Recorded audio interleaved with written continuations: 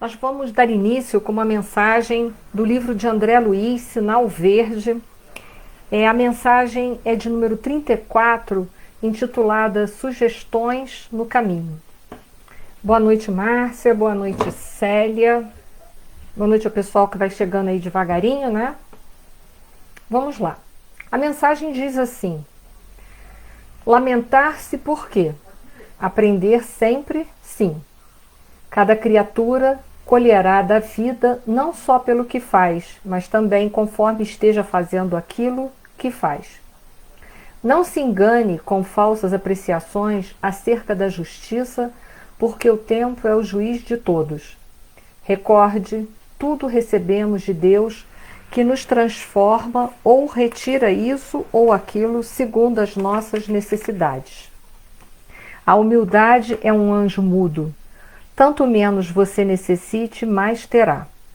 Amanhã será, sem dúvida, um belo dia, mas para trabalhar e servir, renovar e aprender, hoje é melhor. Não se iluda com a suposta felicidade daqueles que abandonam os próprios deveres, de vez que transitoriamente buscam fugir de si próprios, como quem se embriaga para debalde esquecer. O tempo é ouro, mas o serviço é luz. Só existe um mal a temer, aquele que ainda exista em nós.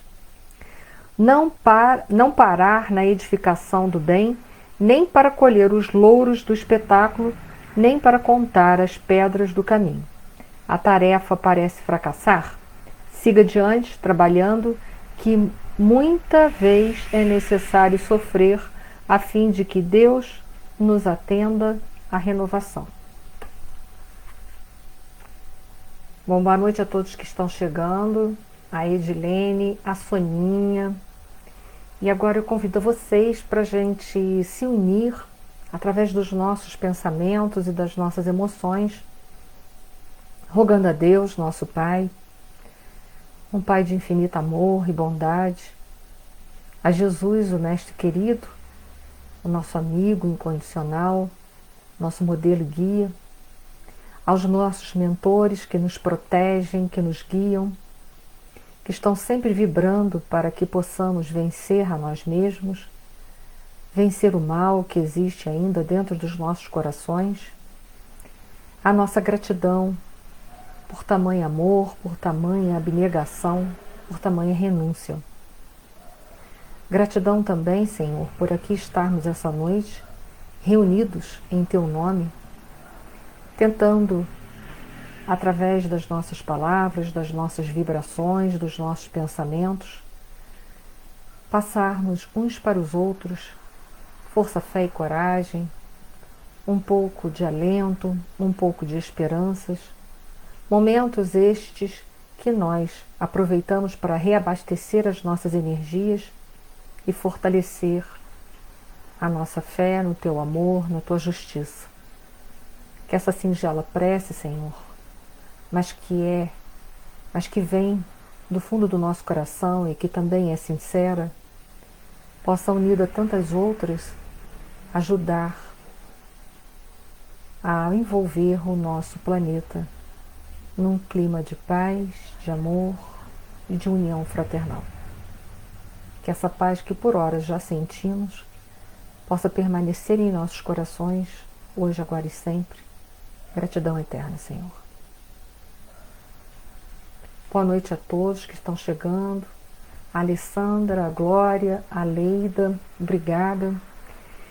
Essa noite, o nosso assunto é uma parábola. É a parábola das 10 virgens, que se encontra em Mateus, capítulo 25, versículo de 1 a 13.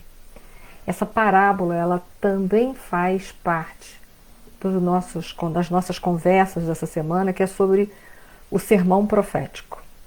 Como vocês sabem, o sermão profético, que foi proferido na cidade santa, ou seja, na cidade de Jerusalém, no Monte das Oliveiras, cujos montes, eles significam, eles simbolizam veredas difíceis que são necessários cada um de nós vencermos para que possamos, após essa subida, vencendo a nós mesmos, alcançarmos uma visão mais ampla e também mais aprofundada da vida, da lei de Deus, do seu amor e das suas leis. Então, esse sermão, que a gente já vem conversando há algumas semanas, que foi proferido nos 3 evangelhos sinóticos e não no evangelho de João, porque nesse momento o João estava escrevendo o sermão do cenáculo, que é um sermão que foi dirigido especificamente para os discípulos de nosso Senhor Jesus Cristo. Então, no sermão profético, nós vamos encontrar esta parábola que nós vamos conversar essa noite, nós vamos trocar algumas reflexões a respeito dela. Inicialmente eu vou ler para vocês, para a gente resgatar a lembrança e para aqueles que não conhecem poderem tomar conhecimento. Começa assim, a passagem está em Mateus 25, capítulo de 1 a 13. Então, o reino dos céus será semelhante a 10 virgens que, tomando as suas lâmpadas, saíram ao encontro do esposo. E 5 delas eram prudentes e 5 eram loucas ou imprudentes. As loucas ou as imprudentes, tomando as suas lâmpadas, não levaram azeite consigo, mas as prudentes levaram azeite em suas vasilhas com as suas lâmpadas. E tardando o esposo, tosquenejaram todas, ou seja, adormeceram todas. Mas à meia-noite, ouvindo-se um clamor, aí vem o esposo, sai-lhe ao encontro. Então todas aquelas virgens se levantaram e prepararam as suas lâmpadas.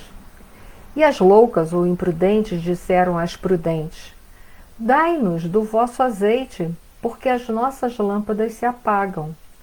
Mas as prudentes responderam, dizendo: Não seja caso que nos falte a nós e a vós, e diante aos que os vendem, e comprai-o para vós. E tendo elas ido comprá-lo, chegou o esposo, e as que estavam preparadas entraram com ele para as bodas, e fechou-se a porta. E depois chegaram também as outras virgens, dizendo: Senhor, Senhor, abre-nos. E ele respondendo, disse: Em verdade vos digo que vos não conheço. Vigiai, pois, porque não sabeis o dia, a hora em que o Filho do Homem há de vir.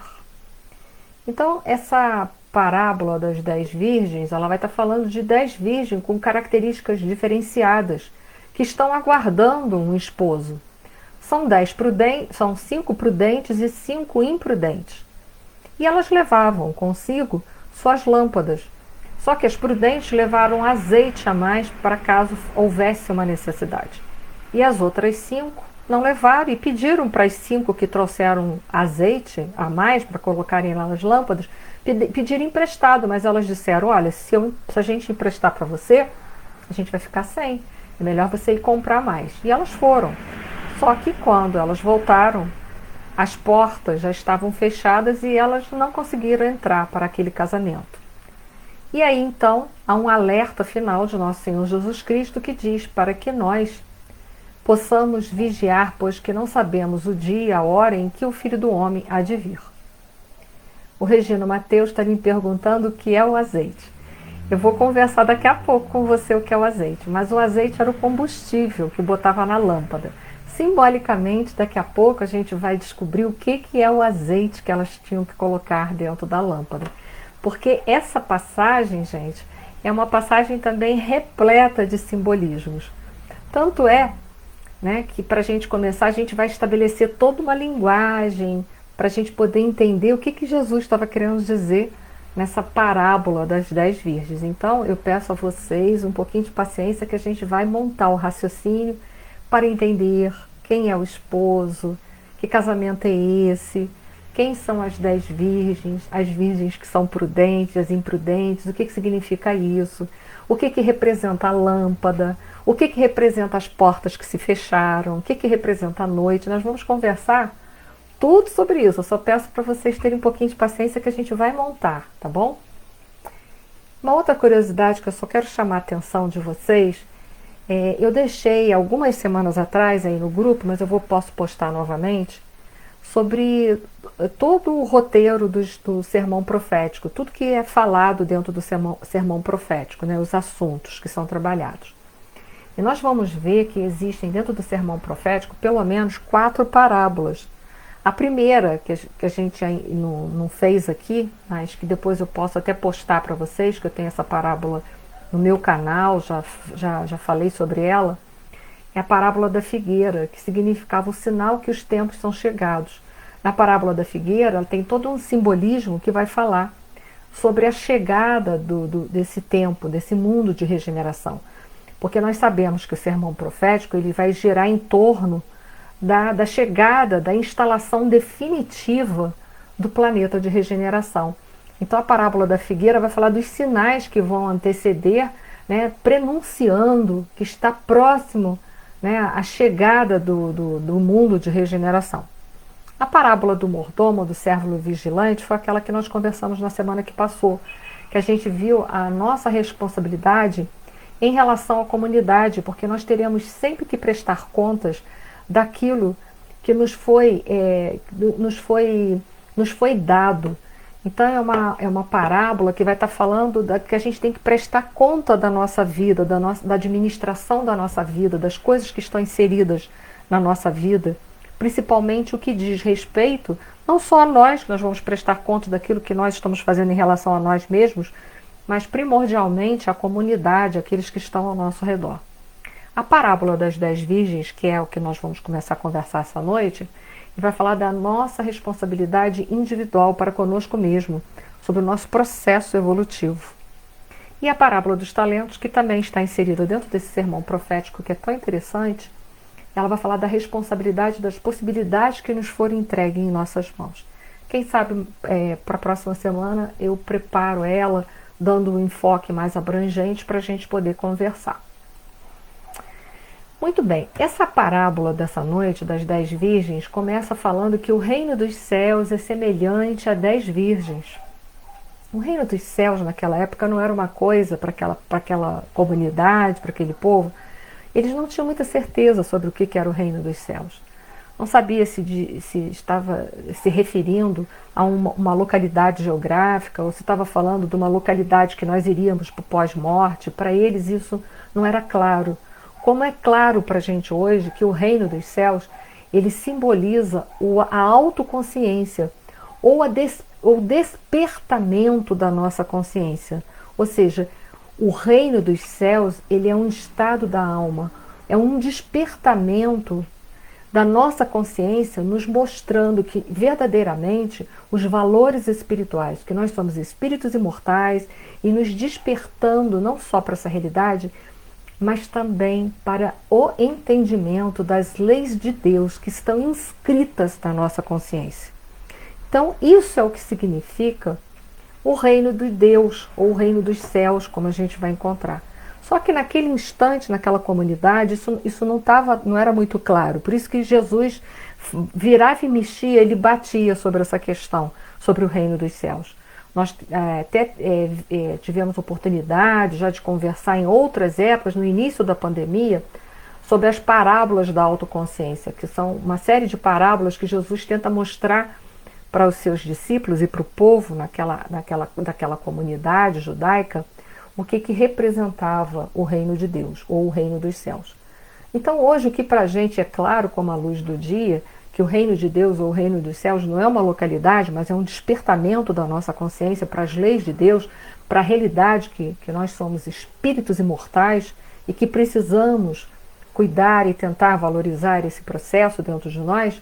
Naquela época isso não era claro como é claro para a gente hoje. Então hoje a gente tem até subsídios pela mentora espiritual Joana de Ângeles, que vai estar explanando na sua série psicológica, explanando muito sobre as questões da consciência egóica e mostrando a necessidade de superação da nossa consciência egóica para que o reino de Deus ou o reino dos céus possa brilhar, resplandecer dentro de nós. Isso hoje a gente tem toda essa literatura. Então a gente hoje entende que o reino dos céus é um despertamento de consciência. E como diz a mentora espiritual Joana de Ângeles, num livro chamado Ser Consciente, no capítulo 10 desse livro, ela vai citar umas teorias sobre consciência, sobre níveis de consciência embasadas num filósofo chamado Gurdjieff, um filósofo russo, que vai dar para a gente vários níveis de consciência. Consciência de sono sem sonhos, consciência de sono com sonhos, consciência de desperta ou de identificação, transcendência do eu e consciência cósmica. Então, são 5 níveis de consciência que esse filósofo ele fala e que Joana de Ângeles aproveita nesse livro, nesse capítulo, para mostrar as etapas do despertamento da consciência e, por conseguinte, se a gente desperta para a consciência, se a gente sai dessa consciência egóica, a gente entende as leis de Deus, a gente começa a viver as leis de Deus e aí então esse reino de Deus ele fica implantado, ele fica lúcido, translúcido dentro de nós e, por conseguinte, ele reflete ao nosso redor. Então, é claro que Jesus não tinha tempo para falar tudo isso. Olha, naquela época nem se entendia que se tinha consciência inconsciente, não se entendia nada disso. Imagina fazer uma explanação tão aprofundada para um povo que ainda não tinha condições de entender nem as noções básicas que Jesus passava para eles. Isso caberia mais tarde, nós, como comunidades, através das reencarnações, a gente ir mergulhando nesses ensinamentos e ir ganhando aprofundamento e amplitude, aumentando a visão em relação de tudo isso. Às vezes, eu confesso para vocês, quando eu estou estudando as passagens de Nosso Senhor Jesus Cristo, eu tenho a impressão de que eu vou morrer sem entender nem a metade, mas assim, nem um terço. Tamanha profundidade, a gente às vezes vislumbra que tem mais coisas, mas não consegue ir lá pegar e trazer, pelo menos é o meu caso, né? Tamanha profundidade dos ensinamentos deixados por Nosso Senhor Jesus Cristo. Mas essa parábola das 10 virgens, então, que compara o reino dos céus às 10 virgens, que estavam todas indo, se dirigindo através da madrugada para um casamento, para encontrar o esposo. Então elas estavam indo para um casamento. Nós primeiro precisamos compreender algumas palavras simbólicas que eram usadas com significados diversos ou diferentes daqueles que nós empregamos.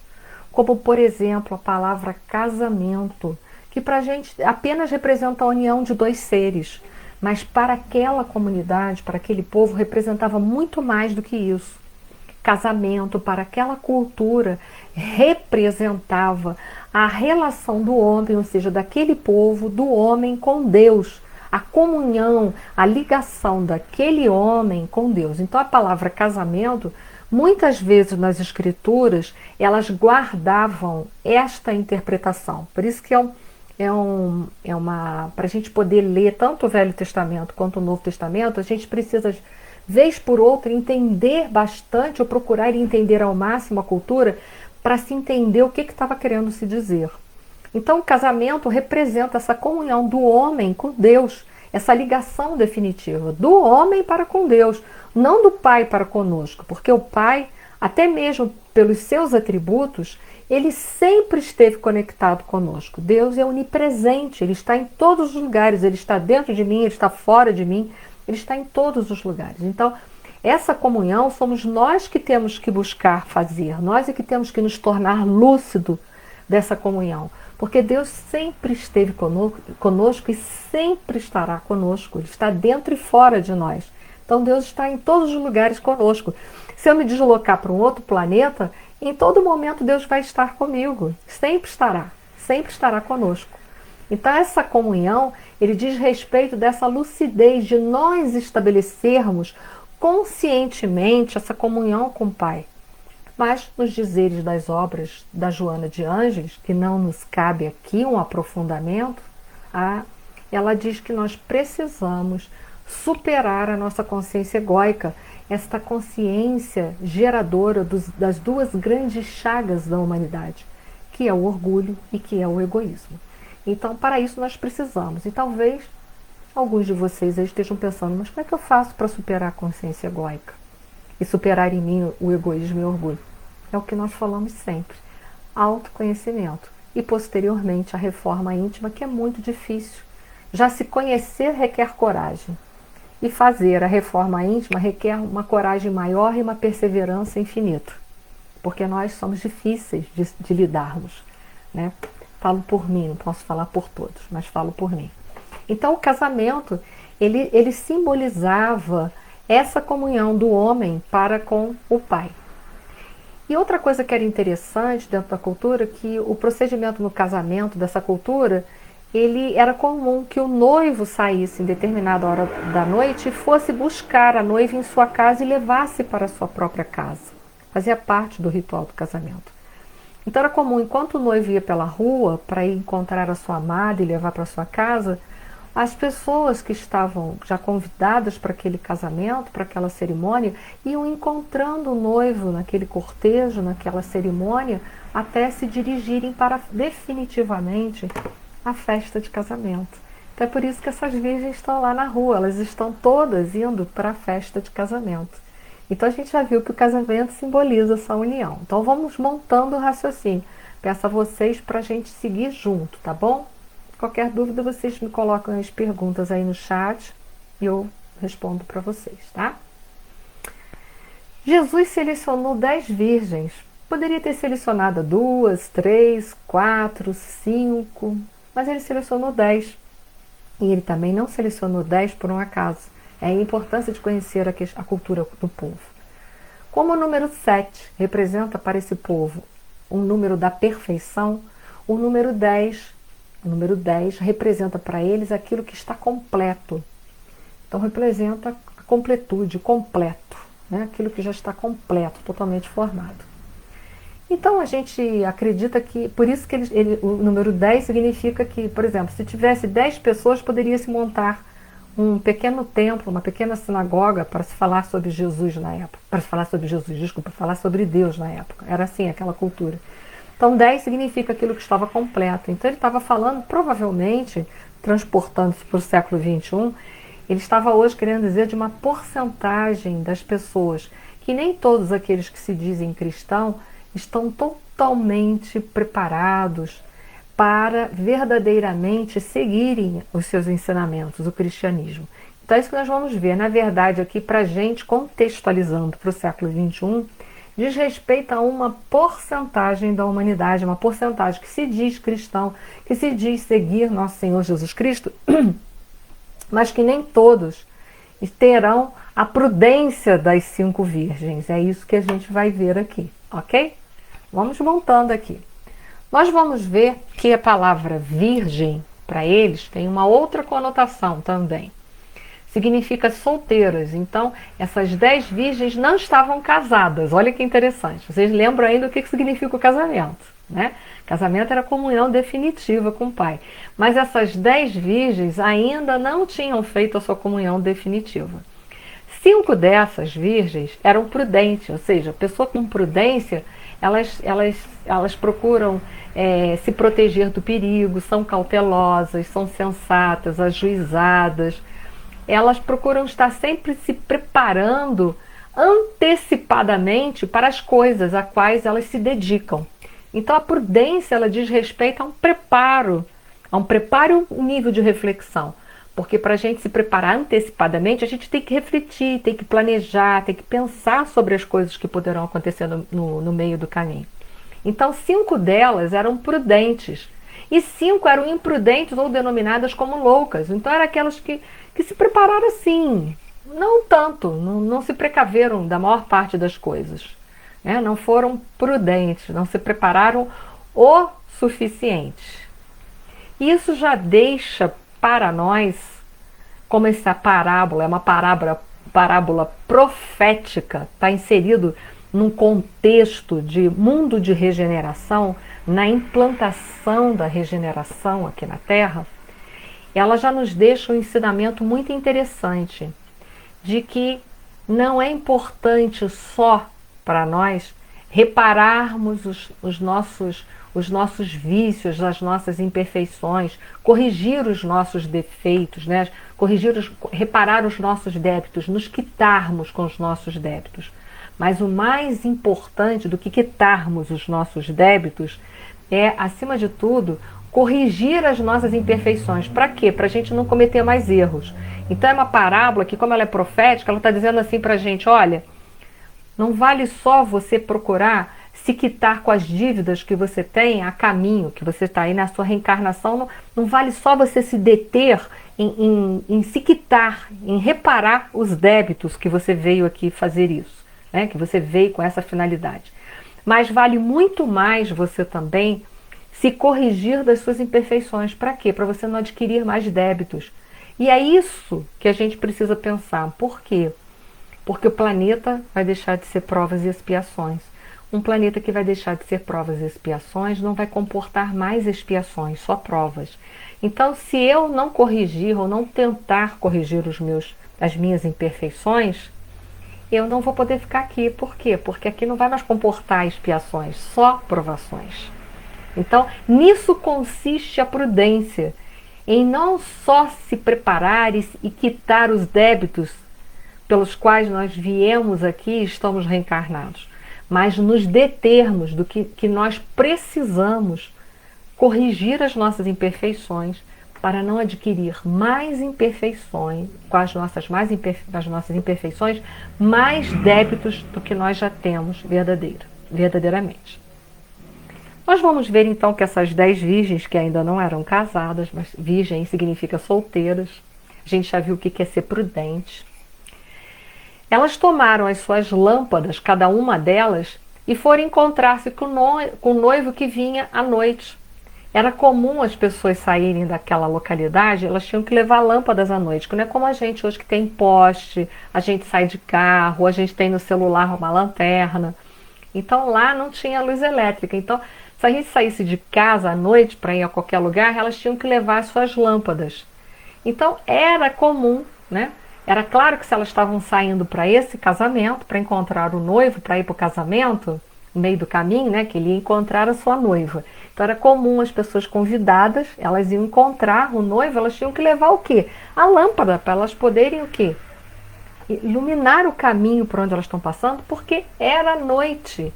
Então uma outra questão aí simbólica para nós, essa parábola está nos mostrando com a saída dessas virgens solteiras pela noite, que na verdade elas são solteiras, né? Pela noite afora para ir se encontrar, para ir ao encontro de um casamento, para essa comunhão divina, é importante que elas levem suas lâmpadas. O que eles estão mostrando? O que Jesus está querendo mostrar? Que nós somos responsáveis pela nossa autoiluminação. Ninguém pode evoluir por nós mesmos.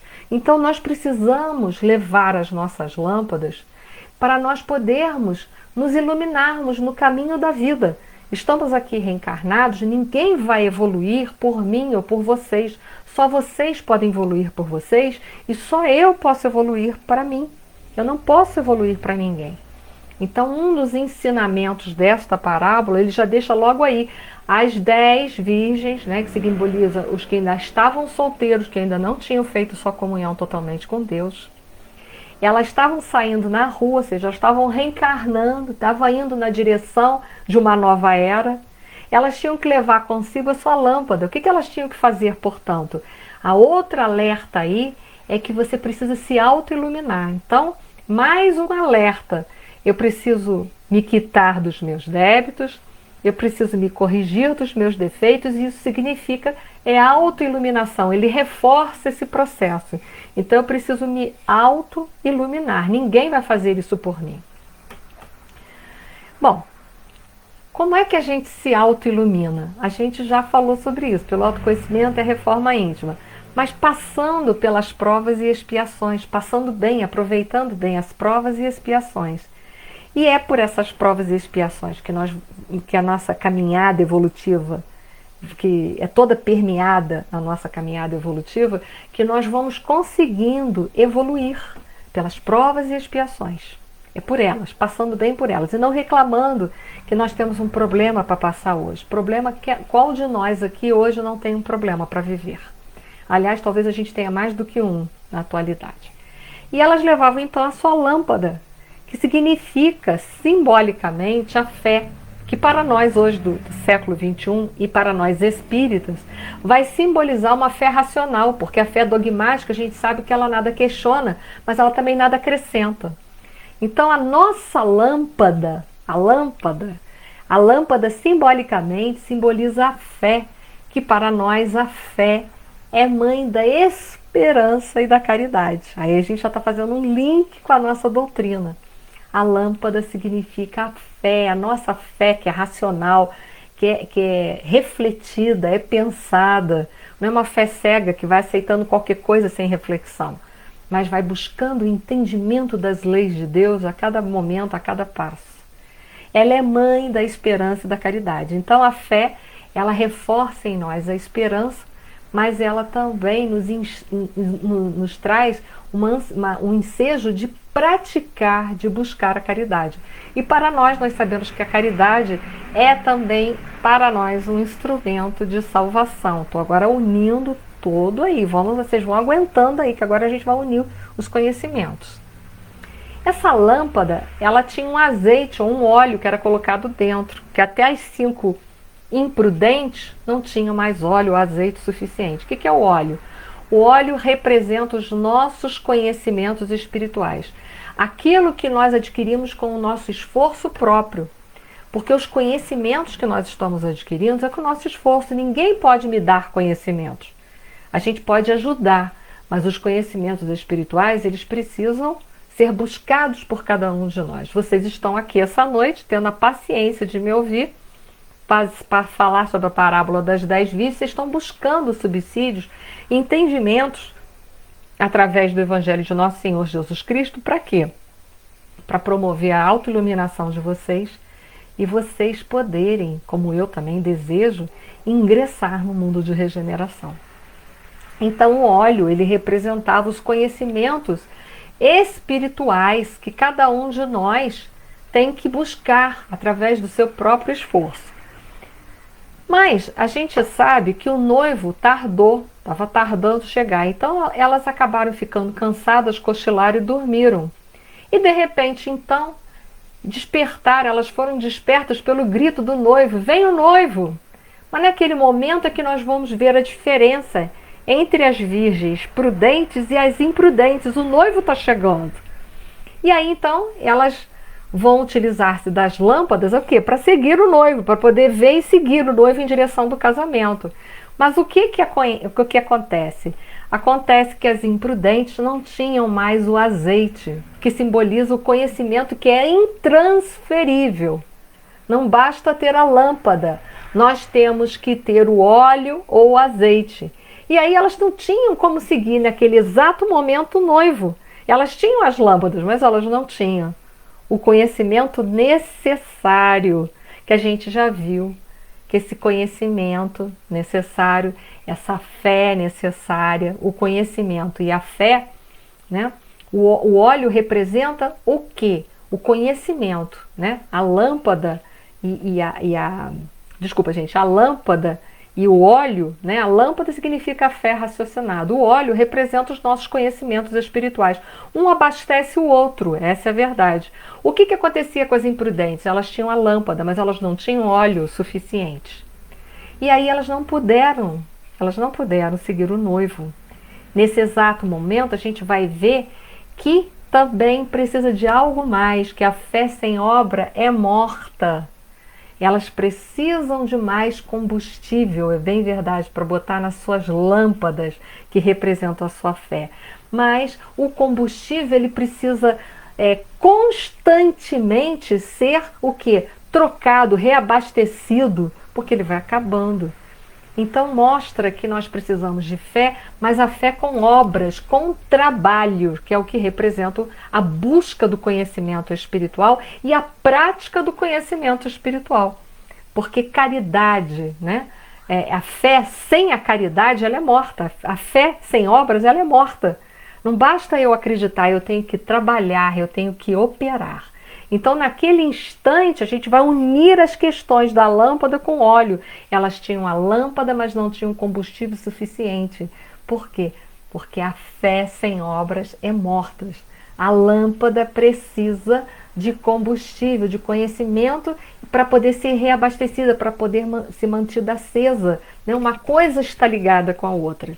E aí então, as virgens que não eram prudentes queriam o azeite ou o óleo das virgens prudentes, mas não tem como, porque o conhecimento é intransferível e os méritos também são intransferíveis.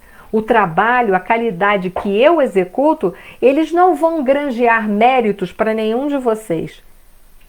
Só vocês, para terem méritos pelo trabalho, vocês também têm que fazer por onde? Então, o que elas não compreenderam naquele instante foi isso. Por isso que as virgens prudentes falaram, não pode, a gente não pode te dar.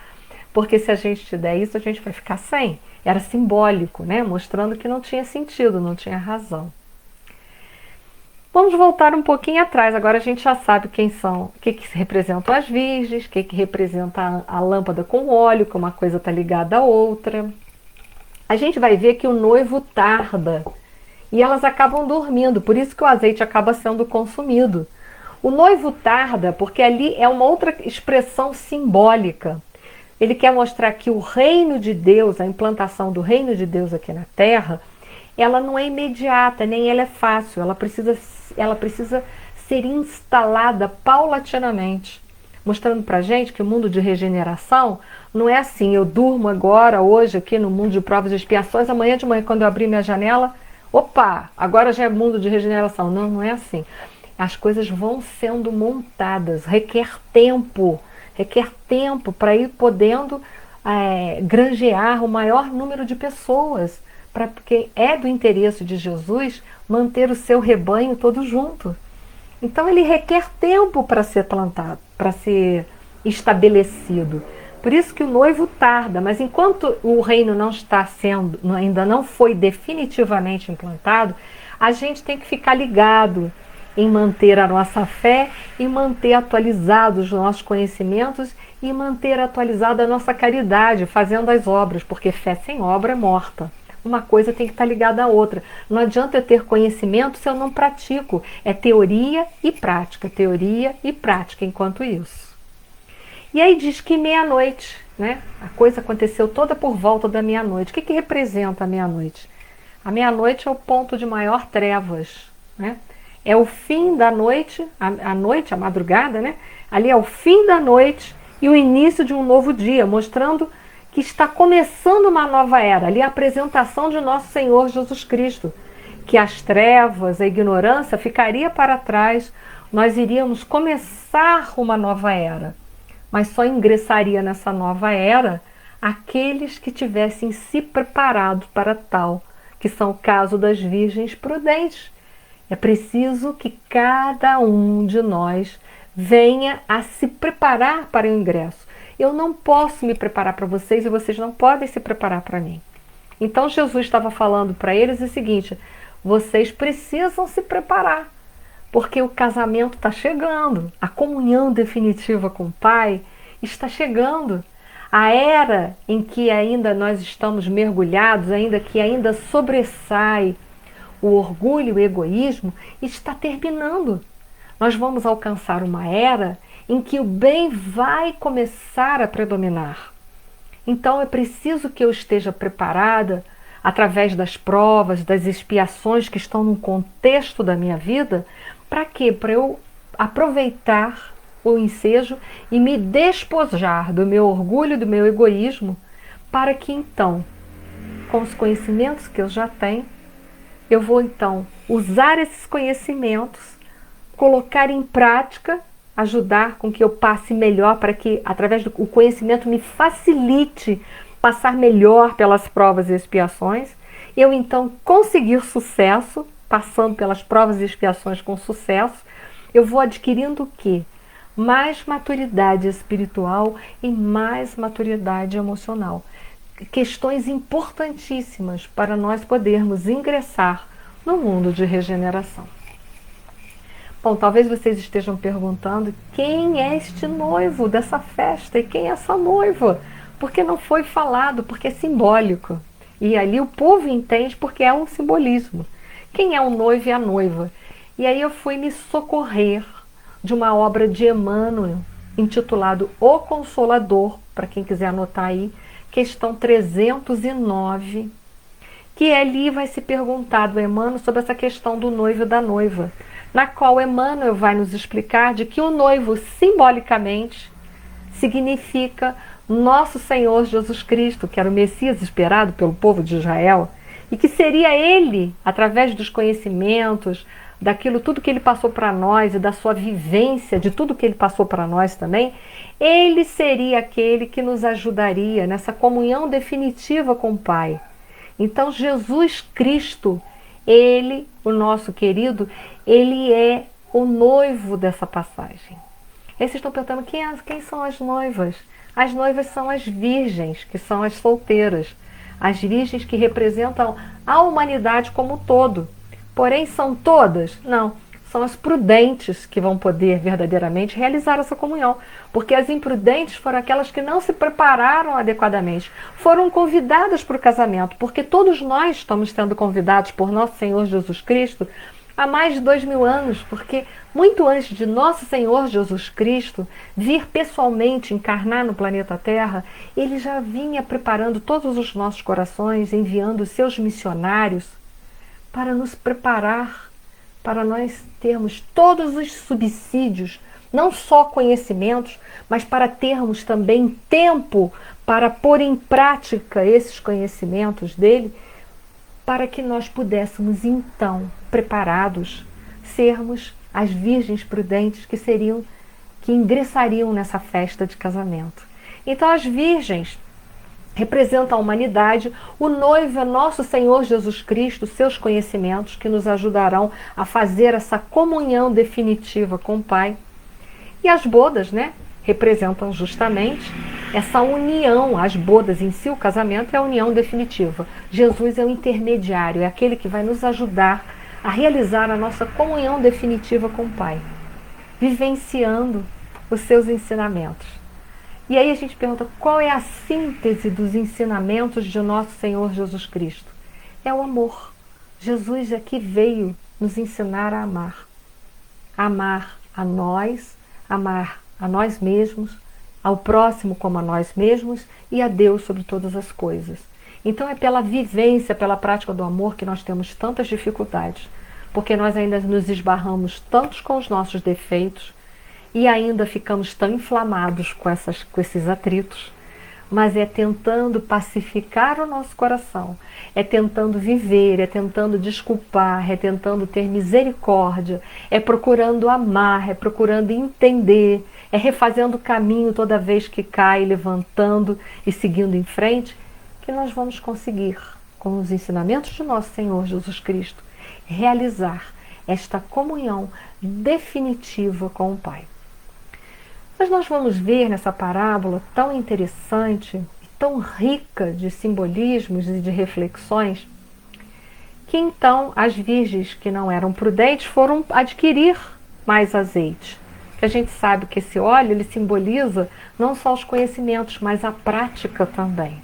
Então elas foram lá tentar resgatar o tempo que perderam dormindo, que poderiam estar se preparando, que era o tempo, né?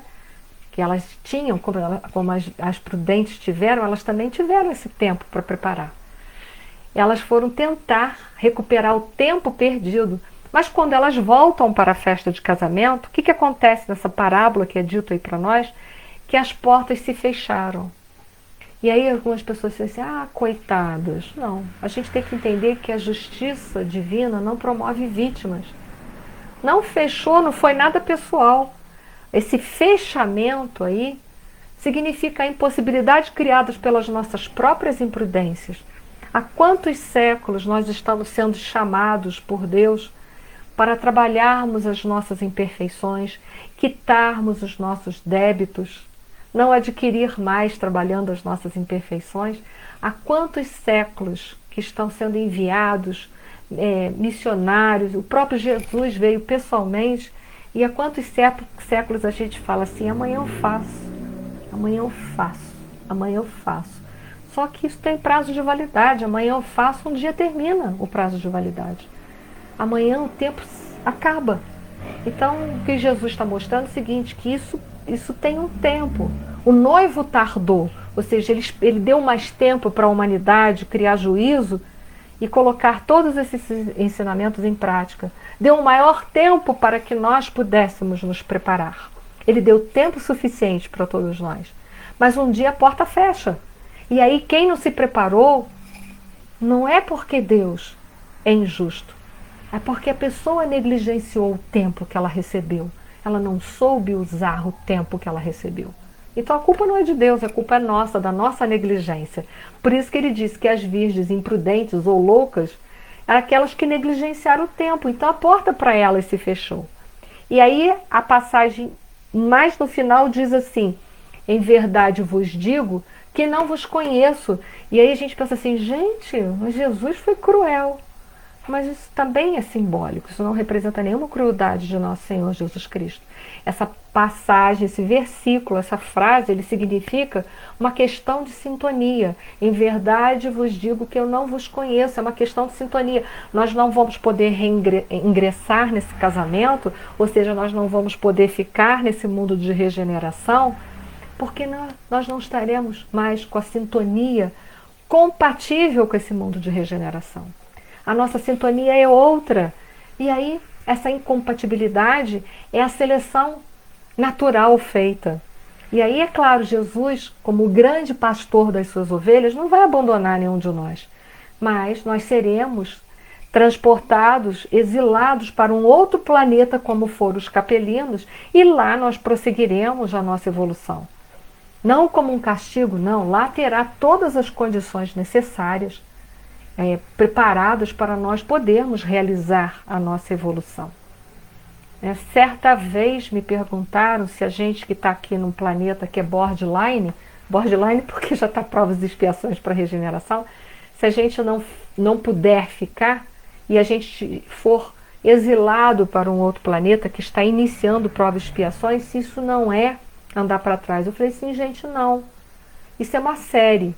Quando você faz o primeiro ano, se você é reprovado, na nossa cultura, a gente não tem que voltar a frequentar o primeiro ano de novo? Então, planeta de provas e expiações significa um ano. Ele é uma série. Então, se eu fiquei reprovada no provas e expiações, o que eu tenho que fazer? Eu tenho que voltar no início de novo e começar provas e expiações. Por quê? Porque eu fui reprovada. Então, é isso que a gente precisa entender. Planeta de provas e expiações é como se fosse uma série, primeira série, segunda série. Então, provas e expiações é uma série. Ficou reprovado, volta para o início dele de novo. Então, nós não estamos andando para trás, nós estamos repetindo a série. Porque o aluno rebelde, que não aproveitou bem o seu tempo, ele não quis estudar, ele não quis se preparar, ele não quis gastar o seu tempo para se preparar, não conseguiu notas suficientes nas provas. Ficou reparado, ficou reprovado. Foi fazer a recuperação, representa expiações. Aí, de novo, não quis estudar, achou que ia passar por um milagre. O que aconteceu? Ele ficou reprovado. Em qual série? Na série chamada Provas e Expiações. Então, ele começa de novo, tudo de novo. Que não é assim com a gente aqui na Terra? Quando nossos filhos, ou quando a gente reprovou em algum momento, a gente não teve que repetir a série? É a mesma coisa. Assim como nós aplicamos isso, porque nós sabemos que isso é o lógico, para Deus isso também é a lógica das questões. Então, o ápice dessa parábola, né, ela mostra que essa parábola das 10 virgens, ela foi dirigida não a pessoas que não conheciam a vida espiritual, não. Ela foi dirigida àqueles que tinham conhecimento dessas realidades espirituais, que haviam conhecido todas, que conhecem, por exemplo, no século XXI, a Boa Nova, conhecem tudo sobre Jesus, mas que não se prepararam o suficiente. O que é não se preparar o suficiente? É não colocar os ensinamentos de nosso Senhor Jesus Cristo em prática. Então é hora da gente aproveitar os momentos de dificuldades que todos nós estamos vivendo, que todos nós estamos passando por provas e expiações, e tentarmos colocar a lei de amor no nosso caminho. É difícil? É difícil. Porque se fosse fácil, gente, não era nem prova e nem era expiação. Era matéria já, com nota 10, já aprovada, era só seguir em frente. Ok? Então, o grande ensinamento dessa parábola, que foi dirigido àqueles que conheciam as verdades que libertam, as verdades que conduzem, as verdades que abrem horizontes para a nossa vida, mas mostrando que para aproveitar essas verdades tem que se preparar, tem que tentar vivenciar cada uma delas. E como eu disse para vocês, se preparar através das provas e expiações, que é o que está na questão 132 do Livro dos Espíritos, no qual Kardec pergunta: qual o objetivo da encarnação dos espíritos? Ou seja, qual o objetivo de eu estar aqui hoje encarnada nesse planeta? E a resposta é: Deus lhe impõe a encarnação com o fim de fazê-lo chegar à perfeição. Para uns é expiação, para outros missão. Mas para alcançarem essa perfeição, tem que sofrer todas as vicissitudes da existência corporal. Nisso é que está a expiação. Então, qual o objetivo de eu estar encarnado aqui? Passar pelas provas e expiações necessárias. Essa questão ali eu não acabei de colocar, mas Kardec diz: e concorrer para a obra universal. Então, além de eu passar pelas minhas provas e expiações, eu dar a minha contribuição social. Qual é a minha contribuição social?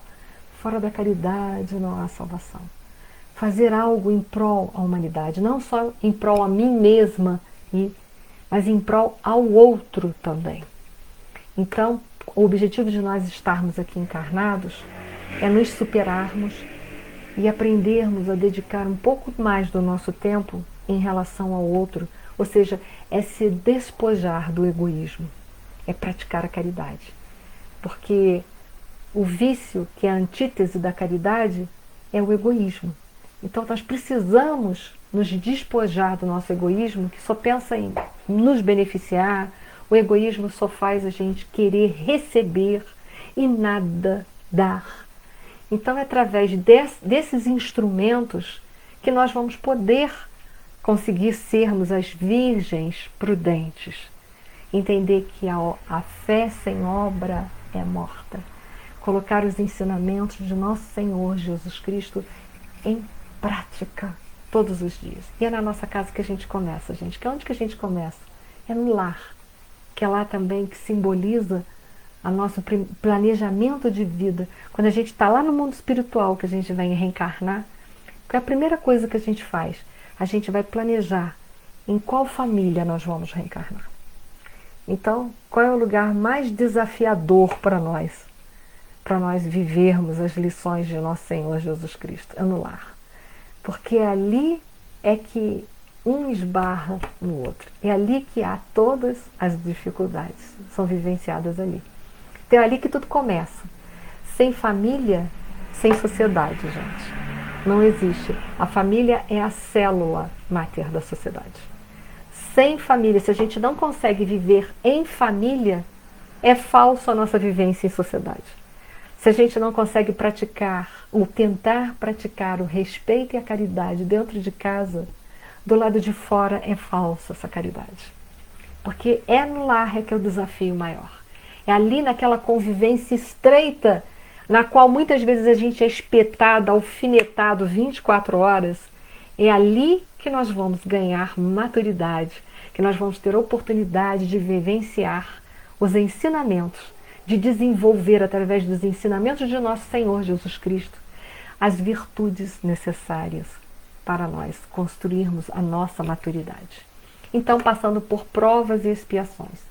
E aí talvez alguns estejam me perguntando: e o que eu faço quando eu errar? Porque errar a gente ainda erra muito. A gente vai tomar o caminho pedagógico que foi deixado no livro Céu e Inferno.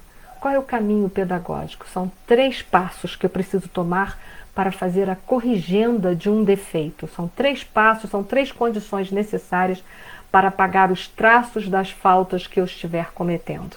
O primeiro é o arrependimento, que é tomar consciência de que eu errei. Para tomar consciência, a gente tem que se despojar do orgulho, porque o orgulhoso ele acha que ele nunca erra, que quem erra são as outras pessoas. O segundo passo, expiação. O que é expiar? Trazer o puro para fora. Para eu poder desabrochar, fazer com que as leis de Deus saiam de dentro para fora, eu preciso me autoconhecer e trabalhar o meu egoísmo. Porque o egoísmo é uma capa que não deixa as virtudes desabrocharem. E finalmente é o reparar. O que é reparação? É devolver à vida aquilo que um dia eu tirei. Então, se eu tirei a paz das pessoas, eu preciso resgatar, ofertando a paz, trabalhando em prol a paz dos outros. E vai por aí afora. Então a gente viu o que é necessário para a gente poder ser a virgem prudente, que é se conhecer e passar pelas provas e expiações com louvor, e quando a gente errar, a gente seguir os 3 passos pedagógicos do amor, que é o arrependimento, a expiação e a reparação. E aí nós seremos as virgens que serão convidadas, que foram convidadas para esse casamento, mas nós seremos as virgens que ingressarão nesse casamento. Jesus já fez o convite há mais de 2000 anos. Cabe a cada um de nós tentarmos aceitar através dos nossos trabalhos. Era isso, amigos, e agora eu convido a todos para nós nos unirmos numa prece rápida, rogando agora a Deus por nós, pelas nossas fragilidades que são imensas, nós que recebemos tanto, que tenhamos força para pôr em prática o tanto que nós recebemos. Se cairmos, nada de culpa. Arrependimento, expiação e reparação. Levanta a cabeça, ergue a cabeça, toma consciência dos deveres que precisa e faz as devidas reparações ao longo do caminho da vida. Ainda há hora para todos nós ingressarmos nessa grande comunhão com o Pai e ficarmos no planeta de regeneração. Há hora para todos ainda. Nosso Pai é de infinito amor e misericórdia. Luta e trabalha pelo bem-estar de todos os seus filhos, sem distinção. Que essa paz e esse amor possa continuar nos nossos corações e possa nos fortalecer durante toda a semana para termos coragem de vencermos a nós mesmos. Obrigada a todos, que a paz de nosso Senhor Jesus Cristo continue nos unindo. Gratidão eterna.